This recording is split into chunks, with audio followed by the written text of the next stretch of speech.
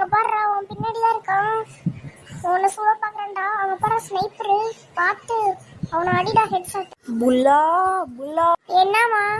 கம்ப்யூட்டர்ல கேம் விளையாட வச்சுட்டு கொஞ்ச நேரம் வெளியே வந்து விளையாடுறான். நான் விளையாண்டுட்டு தான் வருவேன். இந்த பையன் என்ன சொன்னாலும் கேட்க மாட்டான்.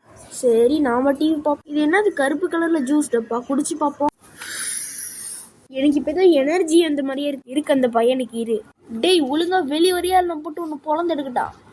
அதெல்லாம் அடிச்சுக்கோமா, நான் விளையாண்டுட்டு தான். யார பார்த்து என்ன சொன்னேன்? இப்படிமா ஒரு கையில என்ன தூக்குன கழுத்து? அதெல்லாம் உனக்கு எதுக்கு? உனக்கு கொடுத்த சான்ஸ் முடிஞ்சிருச்சு. இன்னையில இருந்து ஒன்னு பொழந்து எடுக்கிறேன்னா விளையாடுவேன். ஐயோ ஐயோ ஐயோ, அப்படி என்னமா சாப்பிட்ட? உலகம் ஃபுல்லா சுத்தி வந்துட்டேன்.